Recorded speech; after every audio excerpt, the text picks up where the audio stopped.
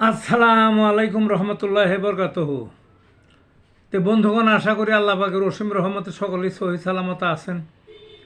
তে কবি Gazi Akkas Ali YouTube channel 017140885009 এর পক্ষ থেকে আপনাদের সকলের প্রতি রইল একান্ত আন্তরিক শুভেচ্ছা ও ভালোবাসা।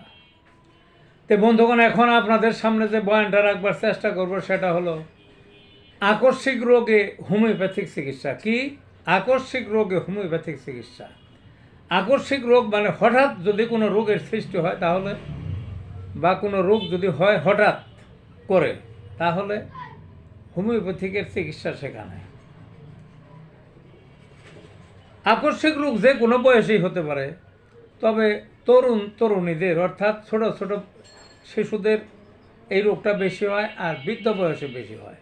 আর আকস্মিক রোগ কী কী? বিভিন্ন রোগ, যেমন হঠাৎ করে কথা নাই বার্তা নাই, শরীর গরম হয়ে জ্বর এসে গেল, হঠাৎ পেট খারাপ, হঠাৎ আমাশ হয়, হঠাৎ ওই বমি বমি ভাব, হঠাৎ শরীরের যে কোনো জায়গায় বিষ ব্যথা, বিশেষ করে পেটে, হঠাৎ মাথা ঘোরায়, হঠাৎ চোখ উঠল, হঠাৎ ঘন ঘন পেটসাপ, এইরকম আরও বিভিন্ন হতে পারে।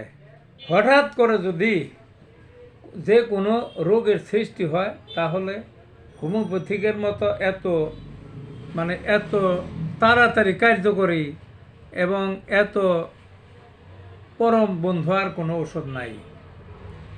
আছে বিভিন্ন ওষুধ, তবে একটা ওষুধ মাত্র এখানে আমি বলবো, এবং সেটাই সবচেয়ে বেশি কার্যকরী। হঠাৎ করে যদি কোনো রোগের সৃষ্টি হয়, সেই ওষুধটার নাম কি? Aconite nap. কি নামটা? Aconite nap.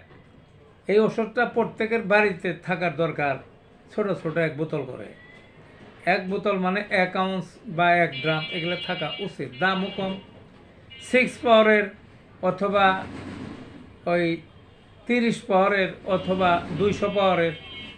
একেবারে ছোটো ছোটো বাচ্চাদের, একেবারে ছোটো 2-3 মাসের ভিতরে, তাহলে ওই 6 পাওয়ারের খাওয়ানি ভালো হয়। এই দিনে 3 বার 3 ডোজ খাওয়াই দিলেন, ওকে, তার সাথে সাথে আরোগ্য হয়ে যাবে। আর একটু বড় যদি হয় বাচ্চারা, তাহলে 30 পাওয়ার খাওয়ান ভালো।